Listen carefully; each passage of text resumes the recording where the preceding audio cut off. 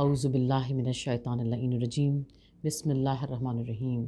الحمد للہ الذی خلق السماوات والارضین والصلاة والسلام علی اشرف الانبیاء والمرسلین وآلہ الطیبین الطاہرین المعصومین المظلومین۔ ناظرین اکرام، قائم ٹی وی کی خصوصی ٹرانسمیشن پروگرام تزکیہ نفس کے ساتھ میں ہوں ذاکرہ شہلا عباس۔ ناظرین اکرام، ہم روزانہ تزکیہ نفس پر گفتگو کر رہے ہیں، اور رسول خدا صلی اللہ علیہ وسلم خطبہ شعبانیہ میں ارشاد فرماتے ہیں کہ اے میرے امتیوں، جب روزہ رکھنے والے اپنے روزے کی مزدوری لے رہے ہوں تو ایسا نہ ہو کہ تم ان لوگوں میں سے قرار پاؤ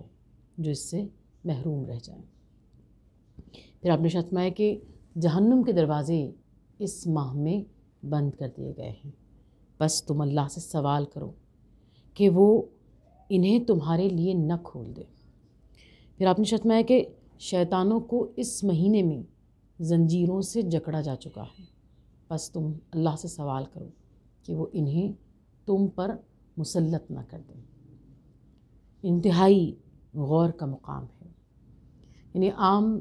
طور پر جو کمسن ہیں وہ یا معرفت نہیں رکھتے، وہ یہ سمجھتے ہیں کہ گویا شیطان کو بند کرنے کا مطلب یہ ہے، شیطان کو قید کرنے کا مطلب یہ ہے کہ ہم آزاد ہیں، اب وہ ہمیں بہکا نہیں سکتا۔ لیکن اللہ کے رسول کے یہ کلمات ہمیں یہ تنبیہ کر رہے ہیں کہ اس مہینے میں بھی جو چاہے گا، جو عمل صالح کرے گا، وہ خدا کی بارگاہ سے فیض پائے گا، مزدوری پائے گا، نعمتیں پائے گا۔ لیکن جو عمل صالح انجام نہیں دے گا، جو اپنے ارادے کی قوت نہیں دکھائے گا، جو اپنا ڈٹرمنیشن نہیں سنبھال پائے گا، جو اپنے اعضاء کو گناہوں سے نہیں روک پائے گا، وہ اس مہینے کے فیوز و برکات کو نہیں سمیٹ پائے گا۔ جیسا کہ اللہ کے رسول نے ارشاد فرمایا کہ اے امتیوں، جب پروردگار عالم روزہ رکھنے والوں کو مزدوری بانٹ رہا ہو تو تم ان لوگوں میں سے نہ ہو جانا جو اس سے محروم کیے جا رہے ہیں۔ اور شیطانوں کو اس مہینے میں زنجیروں سے جکڑا جا چکا ہے، لیکن تم اللہ سے سوال کرو کہ ایسا نہ ہو کہ وہ انہیں تم پر مسلط کر دے۔ لہٰذا جو ایک عام کانسیپٹ ہے کہ شیطان کو بند کر دیا گیا ہے، لہٰذا اب ہمیں وہ بہکا نہیں سکتا، لیکن اللہ کے رسول کا یہ فرمان ہمیں سمجھا رہا ہے، یہ مقام فکر ہے کہ اگر ہم اس مہینے کے فیوز و برکات کے لیے اپنے دل کو اس طرف رجوع نہیں کریں گے، محنت نہیں کریں گے، ہم ان غور طلب باتوں پر غور نہیں کریں گے اور ان فیوز کو پانے کی کوئی عملی جدوجہد نہیں کریں گے، تو ہم نہ صرف یہ کہ وہ نہیں پائیں گے، وہ فیوز اور برکات نہیں پائیں گے، بلکہ ہم اس برائی کی طرف بھی جا سکتے ہیں، ان محروم لوگوں کی طرف بھی جا سکتے ہیں کہ جنہیں مزدوری سے محروم کر دیا گیا ہو، جن کے لیے جہنم کے دروازے کھول دیے جائیں، جن پر شیطان کو مسلط کر دیا جائے۔ اور جب ہم شیطان کے واقعے کو دیکھتے ہیں قرآن کریم میں کہ پروردگار عالم نے حکم دیا تمام فرشتوں کو کہ وہ سجدہ کریں، اور شیطان نے سجدے کا انکار کیا اور اس نے غرور کیا اور قیاس کیا، تو اس نے خود خدا کی بارگاہ میں کہا، یعنی جب اس نے اپنے جو کچھ اعمال اس نے انجام دیے تھے، جو عبادتیں کی تھیں، اس کا صلہ خدا سے مانگا، اور اس صلے میں اس نے لمبی زندگی مانگی تاکہ وہ انسانوں کو بہکا سکے۔ تو اس نے خود یہ کہا کہ میں صراط مستقیم پر بیٹھ کر، صراط مستقیم کے پاس بیٹھ کر میں تیرے بندوں کو بہکاؤں گا، اور ماں سوائے ان کے کہ جو تیرے خاص بندے ہیں۔ خدا نے بھی اس مقام پر ناز کیا کہ میں تجھے اس کی گویا اسپیس دیتا ہوں کہ اگر تو لوگوں کو بھٹکانا چاہتا ہے تو بھٹکا لے، لیکن جو میرے خاص بندے ہیں وہ راہ راست پر رہیں گے۔ اب گویا پروردگار عالم نے فیصلہ فرما دیا، لیکن یہاں ایک اور تصور ذہن میں آتا ہے کہ شاید جو لوگ صراط مستقیم پر ہیں، یا جو اچھے کام انجام دے رہے ہیں، یا علم کو حاصل کر رہے ہیں، یا علم کو بانٹ رہے ہیں، وہ انہیں شیطان بہکا نہیں سکتا، ایسا ہرگز نہیں ہے۔ علماء کے واقعات، انبیاء کے واقعات ہمیں نظر آتے ہیں۔ انبیاء کی تو ملاقاتیں ہوئی ہیں شیاطین سے، اور شیاطین سے انہوں نے پوچھا ہے کہ تمہارے حربے کیا ہیں، تم کن چیزوں کے ذریعے سے انسانوں کو اپنے قبضے میں کرتے ہو، ان کے دلوں میں وسوسے ڈالتے ہو۔ اور علماء کے واقعات بھی موجود ہیں تاریخ میں کہ جہاں شیاطین نے ان پر قابو پانے کی کوشش کی یا انہیں بھٹکانے کی کوشش کی۔ یعنی ایک عام خیال جو ذہن میں آتا ہے کہ شاید جو علماء ہیں انہیں شیاطین بھٹکا نہیں سکتے، یا جو راہ راست پر ہیں، جو نیکی کے کاموں میں ہیں۔ تو ائمہ طاہرین نے یہاں تصحیح فرمائی کہ کوئی بھی شخص یہ نہ سوچے کہ اسے شیطان بھٹکا ہی نہیں سکتا۔ یعنی وہ جو ہستیاں خدا کی بارگاہ میں بلند ہیں ان کا ذکر نہیں ہے، لیکن ان کے علاوہ ہر ایک آدمی کو شیطان بھٹکانے کی کوشش کر سکتا ہے، وسوسے دل میں ڈالنے کی کوشش کر سکتا ہے۔ لیکن جو خدا کا بندہ ہے، جو پیروکار مولا کائنات علی بن ابی طالب ہے، جو محمد اور آل محمد کا صحیح چاہنے والا ہے، اسے وہ کوشش تو کرے گا لیکن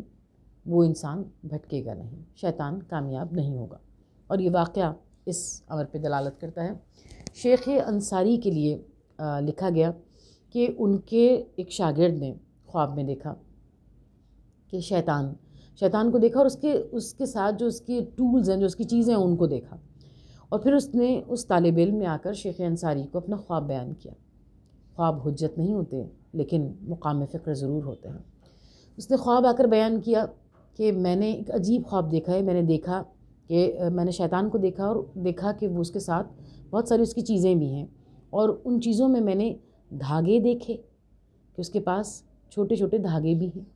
اس کے پاس رسیاں بھی ہیں، اس کے پاس زنجیریں بھی ہیں۔ اور میں نے اس سے سوال کیا خواب میں کہ یہ کیا چیزیں ہیں؟ اس نے کہا کہ یہ دھاگے، یہ رسیاں اور یہ زنجیریں، یہ سب میں انسانوں کو قابو کرنے کے لیے استعمال کرتا ہوں، ان کے دلوں میں وسوسے ڈالتا ہوں، انہیں قابو کرنے کے لیے میں اسے استعمال کرتا ہوں۔ اور کچھ لوگ تو اتنے کمزور ایمان کے ہوتے ہیں کہ ان کے لیے اس نے ایک باریک دھاگا دکھا کر کہا کہ ان کے لیے ایک دھاگا ہی کافی ہوتا ہے۔ یعنی تھوڑا سا لالچ، تھوڑا سی خود پسندی، تھوڑی سی چیز میں انہیں بہکا لیتا ہوں۔ کچھ لوگوں کو تو میں صرف ایک دھاگے سے قابو کر لیتا ہوں، اور جو کچھ بہتر ایمان کے ہیں ان کے لیے میں یہ رسیاں استعمال کرتا ہوں تاکہ میں اس سے انہیں باندھ سکوں۔ تو طالب علم کہتے ہیں، شیخ انصاری کے طالب علم جو تھے، انہوں نے کہا کہ یہ اتنی موٹی موٹی زنجیریں بھی ہیں، اور اس میں ایک بہت بڑی زنجیر کی طرف، بہت آہنی موٹی زنجیر کی طرف اشارہ کر کے کہا کہ یہ کس کے لیے ہے؟ تو شیطان نے جواب دیا کہ یہ شیخ انصاری کے لیے تھی، اور میں نے اس سے شیخ انصاری کو قابو کرنے کی کوشش کی، لیکن ان کا ایمان ایسا تھا کہ انہوں نے ایک لمحے میں اس کو توڑ دیا۔ اس نے کہا یہاں خواب مکمل ہو گیا، میں سمجھ نہیں پایا۔ شیخ انصاری نے اپنے طالب علم سے اس پورے واقعے کو سنا، اور واقعے کو سننے کے بعد یہ کہا کہ بالکل صحیح ہے، تم نے صحیح خواب دیکھا ہے۔ کل رات کو شیطان نے مجھے بہکانے کی کوشش کی، اور خدا کا فضل، اس کی عنایت، اہل بیت اطہار کا صدقہ کہ میں اس کی کوشش اس کے لیے بارآور نہیں ہوئی، میں کامیاب ہو گیا،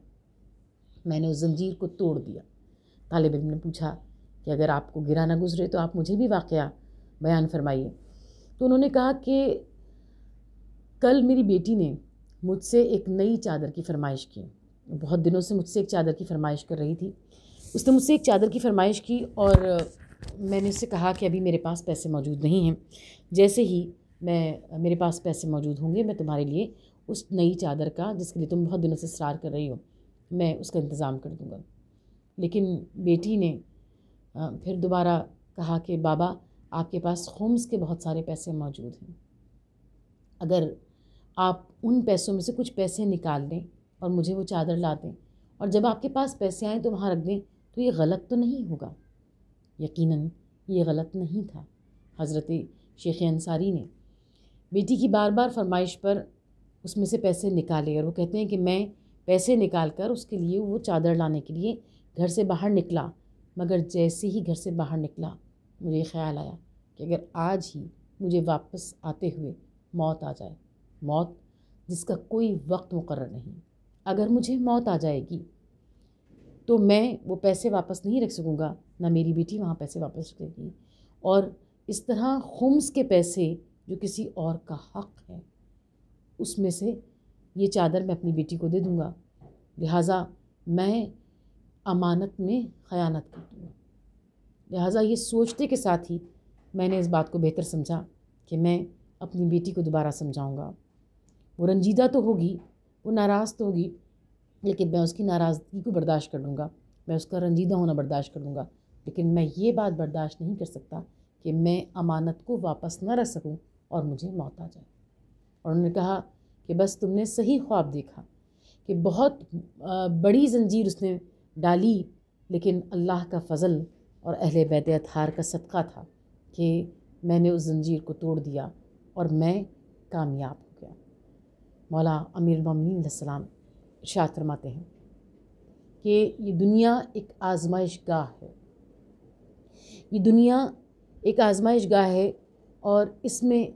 تمام انسان ہم جو موجود ہیں وہ تمام انسان ان کو ہر وقت شیطان کا دھڑکا ہے یا شیطان انہیں بہکا سکتا ہے۔ تو اسی لیے امام ارشاد کرتے ہیں کہ تمہاری زندگی کا ہر لمحہ تمہیں موت سے قریب کر رہا ہے۔ نہج البلاغہ میں آپ کا ارشاد کہ تمہاری زندگی کی ہر سانس تمہیں موت سے لمحہ بلمحہ قریب کر رہی ہے، کہ بیٹھے ہیں آج بزم میں کیا اعتبار ہے، دار فنا میں کون سی شے کو قرار ہے، کیا اعتبار زندگی بس مستعار ہے، جس کا نفس کی آمد و شد پر مدار ہے، ٹوٹے گا کب یہ تار نفس کچھ خبر نہیں، کاری جہاں دراز سہی معتبر نہیں، ہر سانس کہہ رہی ہے کہ ایک سانس کم ہوا، نقصان اس حساب سے تو دم بدم ہوا، اب تک جو جی رہے ہیں تو اس کا کرم ہوا، اچھا برا تو فرد عمل میں رقم ہوا، روشن نہیں ہے راز حیات و ممات کے، کیا جانے کتنے سانس ہیں باقی حیات کے۔ مولا امیر المومنین علیہ السلام فرماتے ہیں کہ دنیا کی مثال سانپ کی سی ہے، چھونے میں نرم معلوم ہوتا ہے مگر اس کے اندر زہر ہلاہل بھرا ہوا ہے۔ فریب خوردہ جاہل بار بار کھنچ کر اس کے پاس جاتا ہے، اور عقل مند اور دانا اس سے بچ کر رہتا ہے۔ بس پروردگار عالم محمد اور آل محمد کے صدقے سے ہم تیری بارگاہ میں سوال کرتے ہیں کہ اللہ کے رسول نے ماہ رمضان المبارک کی فضیلتوں کو بیان کرتے ہوئے کہ اس مہینے میں ہر دن میں پروردگار عالم وقت افطار میں ہزار ایسے لوگوں کو کہ جو اس بات کے مستحق تھے کہ جہنم میں جلائے جاتے، ان ہزار لوگوں کو ماہ رمضان کی برکتوں اور فضیلتوں کے صدقے سے انہیں نار جہنم سے آزاد کر دیتا ہے۔ پروردگار ہم محمد اور آل محمد کے صدقے سے، چہارد معصومین اسلام کے صدقے سے تیری بارگاہ میں سوال کرتے ہیں کہ پالنے والے رسول خدا صلی اللہ علیہ وسلم نے ماہ رمضان کی برکتوں کو بیان کرنے کے بعد یہ ارشاد فرمایا کہ دیکھو تم ان لوگوں میں سے نہ ہو جانا کہ جو محروم رہ جانے والے ہوں، تم ان لوگوں میں سے نہ ہو جانا کہ جن پر پروردگار عالم شیطان کو مسلط کر دے گا، تم ان لوگوں میں سے نہ ہو جانا جن کے لیے نار جہنم کے دروازوں کو خدا کھول دے گا اور نار جہنم کو ان کے لیے لازم قرار دے گا، تم ان محروم لوگوں میں نہ ہو جانا۔ پروردگار ہم تیری بارگاہ میں محمد اور آل محمد کا واسطہ دے کر سوال کرتے ہیں کہ پالنے والے ہمارے گناہوں کو معاف کر دے، یا اللہ ہم کو شیاطین کے شر سے اور ظالموں کے ظلم سے محفوظ فرما۔ شیطان جو انسان کا کھلا ہوا دشمن ہے، جو ہر وقت میں انسان کے دل میں وسوسے ڈالتا ہے، کبھی لالچ کے ذریعے سے، کبھی خود پسندی کے ذریعے سے، کبھی مایوسی کے ذریعے سے، کبھی ڈپریشن کے ذریعے سے وہ ہماری ہمتوں کو توڑنے کی کوشش کرتا ہے۔ پالنے والے ہم محمد اور آل محمد کا واسطہ دے کر سوال کرتے ہیں کہ ہم ماہ رمضان المبارک میں شیاطین کے شر سے محفوظ رہیں اور ہم ان لوگوں میں قرار پائیں جو پروردگار عالم کی بارگاہ میں کامیاب ہیں۔ پروردگار ہماری سب سے بڑی دعا کہ ہمارے وقت کے امام آقا امام زمان علیہ السلام کے ظہور میں تعجیل فرما اور ہمارا شمار ان کے منتظرین اور ان کے ناصرین میں فرما۔ ربنا تقبل منا انکا انت السمیع العلیم۔